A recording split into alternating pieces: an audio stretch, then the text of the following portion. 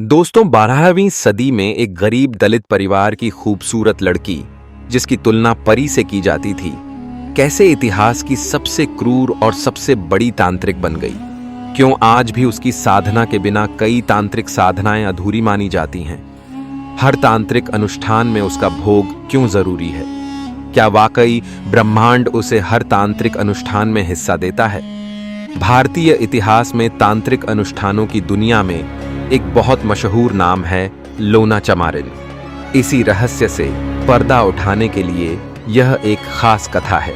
लेकिन उससे पहले अगर आप रहस्यमयी इतिहास में रुचि रखते हैं तो वीडियो को लाइक करें, कमेंट सेक्शन में अपनी राय दें और चैनल को सब्सक्राइब करें ताकि हम आपके लिए इतिहास की अनकही अनदेखी सच्ची कहानियां लाते रहें।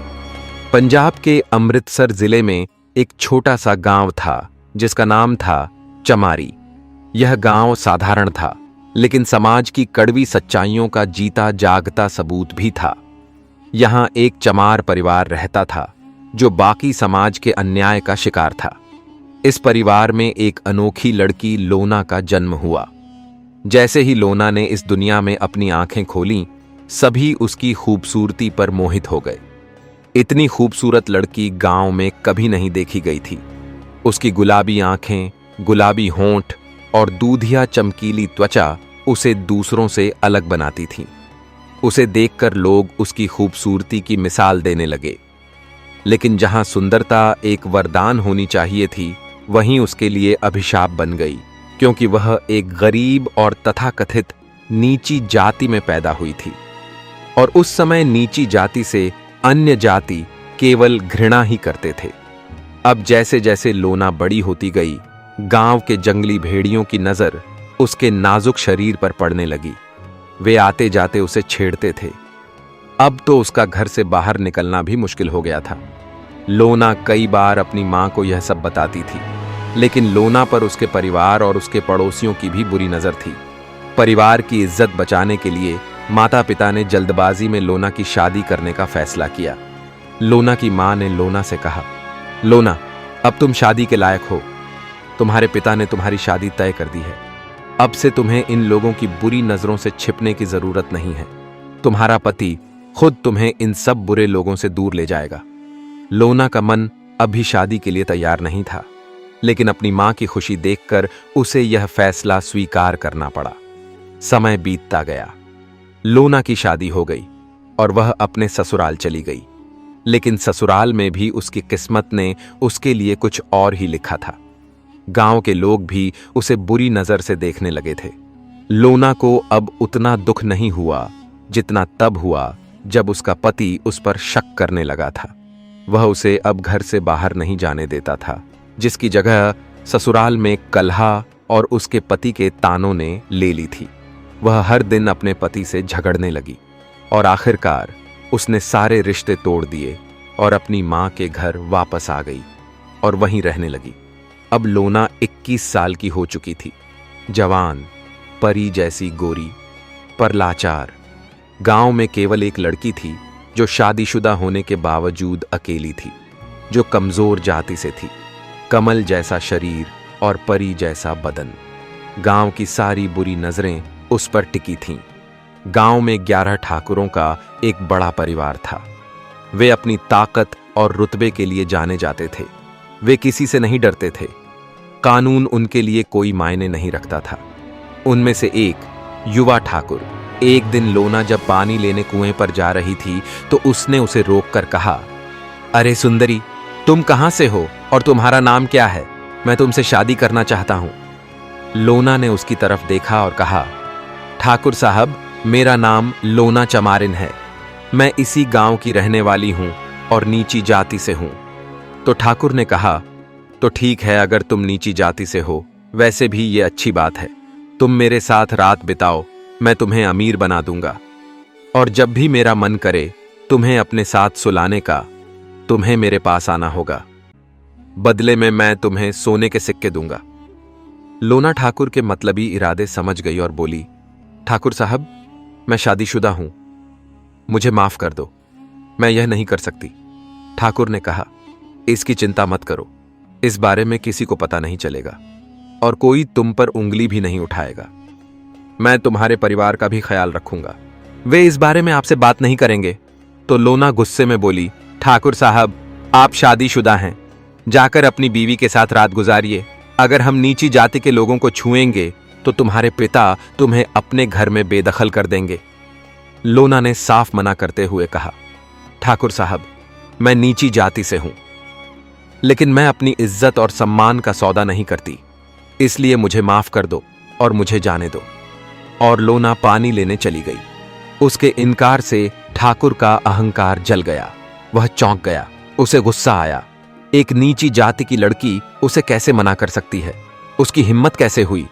उसने अपनी मुट्ठियां भींच लीं और लोना को घूरने लगा। ठाकुर और उसके परिवार ने तय किया, सबक सिखाना होगा। उसे उसकी औकात याद दिलानी होगी। उसे ऐसी सजा देनी होगी कि कोई भी लड़की ठाकुर के खिलाफ आवाज उठाने की हिम्मत न कर सके। फैसला हो चुका था, बस उसे अंजाम देना बाकी था। रात के सन्नाटे में पूरा गांव गहरी नींद में था, लेकिन ठाकुरों की काली छाया लोना के घर की ओर बढ़ रही थी। कुल 11 ठाकुर हथियार लेकर लोना के आंगन में खड़े हो गए। उन्होंने दरवाजा खटखटाया और उसे तोड़कर वे सीधे अंदर चले गए। उन्होंने लोना को घसीटकर जमीन पर गिरा दिया। उसकी मां, पिता और छोटा भाई डर गए और कोने में चिपक गए। उनकी आंखों में डर था, लेकिन उनकी जुबान पर ताला लगा हुआ था। लोना ने खुद को छुड़ाने की कोशिश की, लेकिन ठाकुरों ने उसे पकड़ लिया था। एक एक करके उन्होंने उसके शरीर को चीर डाला। उन्होंने उसकी आत्मा का गला घोंट दिया। वह चीखती रही। वह रहम की भीख मांगती रही, लेकिन उसकी चीखें हवा में गूंज रही थीं और उसका दम घुट रहा था। गांव के दरवाजे बंद कर दिए गए थे। खिड़कियों के पर्दे गिरा दिए गए थे। उसकी मदद करने वाला कोई नहीं था। गांव वालों ने शर्म और डर से सिर झुका लिया था। उन्हें पता था कि ठाकुरों के खिलाफ बोलने का मतलब मौत को गले लगाना है। पूरा गांव दलितों से भरा हुआ था, जो ठाकुरों के खेतों में काम करके अपना पेट पालते थे। उनमें ठाकुरों का विरोध करने की हिम्मत नहीं थी। लोना की चीखें पूरी रात गूंजती रहीं, लेकिन गांव में अंधेरा छाया रहा। रात का अंधेरा अपनी भयावह परछाई छोड़ चुका था। ठाकुर लोग गांव से चले गए थे, लेकिन एक गहरी काली रात अभी भी लोना को सता रही थी। सुबह जब वह टूटी फूटी हालत में बाहर निकली तो पूरा गांव उसे घूर रहा था, लेकिन किसी को भी उससे कोई हमदर्दी नहीं थी। बस ताने, हंसी और क्रूरता। गांव वाले आपस में लड़ रहे थे। अब इस लड़की से कौन शादी करेगा? इसकी इज्जत बर्बाद हो चुकी थी। उसके परिवार को उसे मार देना चाहिए था। लोना ने सब कुछ सुन लिया था। उसकी आत्मा को धोखा दिया गया था, लेकिन अब वह टूटी नहीं थी। वह मजबूत हो गई थी। उसने अपने आंसू पोंछे और फैसला किया, अब वह पीड़ित नहीं होगी। अब वह अपना बदला लेगी। लोना की प्रतिष्ठा बर्बाद हो चुकी थी, लेकिन उसकी आत्मा धधकती आग बन चुकी थी। उसकी आंखों में सिर्फ बदले की आग थी। वह जानती थी कि उन 11 ठाकुरों से अकेले लड़ना नामुमकिन है, लेकिन हार मानने के बजाय उसने एक योजना बनाई। गांव के पास एक पुराना कुआं था, जिसे ठाकुरों ने पवित्र घोषित कर रखा था। नीची जाति के व्यक्ति की छाया पड़ना भी अशुभ माना जाता था। यह नियम सदियों से चला आ रहा था और माना जाता था कि केवल ठाकुर ही कुएं से पानी भर सकते हैं। गांव के दलित कुएं की तरफ देखने की भी हिम्मत नहीं करते थे। लोना अपने घावों का दर्द भूलकर कुएं के पास पहुंची। उसका शरीर खून से लथपथ था। उसने अपने शरीर के गहरे घावों से खून कुएं में गिराया और एक प्रतिज्ञा ली, आज मेरा खून इस कुएं में गिर रहा है, लेकिन जिस दिन मैं इस गांव में वापस आऊंगी, इन 11 ठाकुरों का अंत इस धरती पर हो जाएगा। उस रात लोना गांव छोड़कर चली गई। कोई नहीं जानता था कि वह कहां गई, लेकिन वह खुद जानती थी कि उसे क्या करना है। वह अब कमजोर नहीं रहना चाहती थी। अब वह मजबूर नहीं बल्कि मजबूत बनना चाहती थी। चमरी गांव की वह कमजोर औरत जो अपनी बेबसी पर रोती थी, अब ताकत की तलाश में थी। वह समझ गई कि न्याय कमजोरों के लिए नहीं बल्कि ताकतवरों के लिए है। जब तक वह ताकतवर नहीं बनेगी, उसकी पुकार अनसुनी ही रहेगी। जब वह दिल्ली पहुंची तो उसने सुना कि वहां कुछ योगिनियां हैं जो तंत्र साधना में माहिर हैं। उनमें ऐसी शक्तियां थीं कि कोई भी उनके सामने अपना सिर झुका सकता था। लोना जानती थी कि अगर उसे अपना बदला लेना है तो उसे भी यही विद्या हासिल करनी होगी। उसने कई दिनों तक उन योगिनियों की तलाश की और आखिरकार उन्हें एक गुप्त मठ में पा लिया। जब वह वहां पहुंची और शाबर मंत्र का रहस्य जानने पर जोर दिया तो योगिनी हंस पड़ी और बोली, बेटी, तुम तंत्र साधना क्या है यह नहीं जानते। यह तुम्हारे बस की बात नहीं है। लोना ने उनकी आंखों में देखा, लेकिन वह पहले जैसी मासूम नहीं थी। उसकी आंखों में आग थी, एक ऐसी आग जो सब कुछ नष्ट कर सकती थी। लोना ने कहा, अगर मैं यह साधना नहीं कर सकती तो इस दुनिया में कोई और भी नहीं कर सकता। या तो आप मुझे सिखाएंगे या मैं अपना रास्ता खुद बनाऊंगी। उसकी दृढ़ता देखकर योगिनियां एक क्षण के लिए स्तब्ध रह गईं। वे जानती थीं कि तंत्र का ज्ञान किसी साधारण व्यक्ति को नहीं दिया जाता, लेकिन लोना कोई साधारण लड़की नहीं थी। उसमें कुछ खास बात थी, एक आग जो जलाने के लिए नहीं बल्कि अपनी किस्मत गिनने के लिए थी। योगिनियों ने ऊंची आवाज में कहा, अगर तुम सच में तंत्र साधना करना चाहते हो तो जाओ, लेकिन याद रखो, तुम्हारे वहां पहुंचने से पहले ही यह दुनिया तुम्हें निगल जाएगी। लोना ने अपनी आंखों में जलती हुई आग के साथ जवाब दिया, अगर दुनिया मुझे निगल सकती तो अब तक निगल चुकी होती। अब मैं डूबने नहीं बल्कि बहाने आई हूं। जंगल से गुजरते हुए उसने आसमान की तरफ देखा और खुद से फुसफुसाया, हे भगवान, मुझे रोकने की कोशिश मत करना। अगर तुम्हारा न्याय सच्चा होता तो मुझे यह रास्ता नहीं चुनना पड़ता। पंजाब से दिल्ली तक का सफर आसान नहीं था, लेकिन असली परीक्षा तो शुरू होने वाली थी। दिल्ली से उत्तर प्रदेश, फिर बिहार, बंगाल और अंत में असम तक का सफर एक महिला के लिए आग से कम नहीं था। रात को जंगल में सोना, दिन में अनजान रास्तों पर भटकना, कभी भूखा रहना तो कभी खून से लथपथ होना, लेकिन लोना नहीं रुकी। दोस्तों, अगर आपको ये कहानी अच्छी लगी हो तो कृपया इस वीडियो को ज्यादा से ज्यादा शेयर करें, ताकि सनातन की ये सच्ची कहानी हर घर तक पहुंचे। वीडियो को लाइक करें, चैनल को सब्सक्राइब करें और कमेंट बॉक्स में सत्य सनातन जरूर लिखें। आपका छोटा सा योगदान हमें इतिहास के उन भूले हुए पन्नों को फिर से उजागर करने की प्रेरणा देता है। नीलांचल पर्वत के घुमावदार रास्तों से गुजरते हुए लोना आखिरकार शक्तिपीठ कामाख्या पहुंच गई। देवी के उस प्राचीन मंदिर में कई रहस्य थे, लेकिन लोना के मन में केवल एक ही लक्ष्य था, शक्ति प्राप्त करना। वह जानती थी कि शक्ति के बिना न्याय केवल एक भ्रम है। बहुत खोजने के बाद उसकी मुलाकात एक रहस्यमयी योगी इस्माइल योगी से हुई। इस्माइल कोई साधारण साधक नहीं थे, वे नाथपंथ और सूफी परंपरा का अद्भुत संगम थे। उन्होंने शाबर मंत्र में सिद्धि प्राप्त की थी और तंत्र साधना में माहिर थे। उसकी आंखें रहस्यों से भरी थीं। जब लोना उनके सामने घुटनों पर बैठी और उसे तंत्र सिखाने के लिए कहा, तो इस्माइल योगी ने उसकी आंखों में गहराई से देखा। वह देख सकता था कि उसकी आंखों में बदले की आग थी, शक्ति की भूख थी, लेकिन बस इतना ही नहीं था। वह एक जवान, खूबसूरत और अकेली महिला थी। क्या तुम तंत्र का मार्ग जानती हो? इस्माइल योगी ने गहरी आवाज में पूछा। मैं जानती हूं और मैं इस मार्ग पर चलने आई हूं, लोना ने दृढ़ता से उत्तर दिया।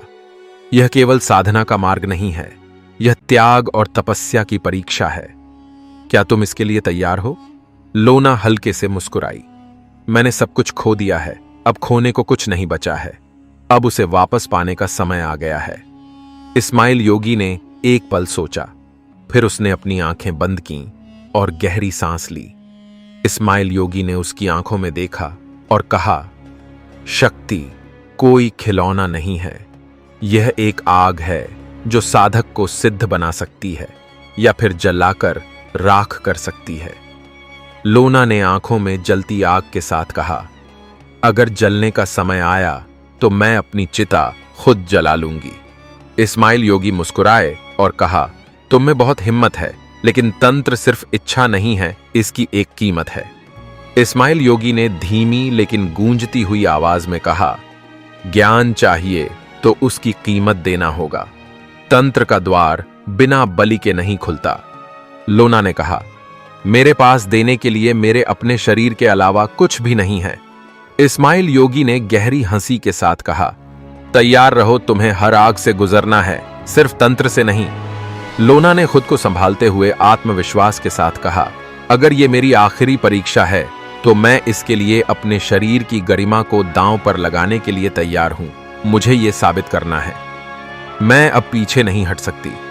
इस्माइल योगी खुश हुआ और बोला, अगर तुम बच गए तो तुम लोना नहीं बल्कि एक महान तांत्रिक हो। लोना के लिए यह किसी बलिदान से कम नहीं था, लेकिन वह जानती थी कि उसे अपने शरीर की गरिमा का त्याग करना होगा। अगर वह पीछे हटती तो उसकी योजना बेकार हो जाती। इस्माइल ने तंत्र साधना शुरू की और लोना ने खुद को उसके हवाले कर दिया।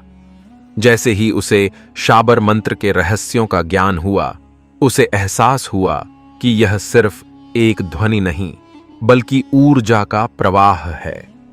एक बार सिद्ध हो जाने पर यह कभी भी कारगर हो सकता है।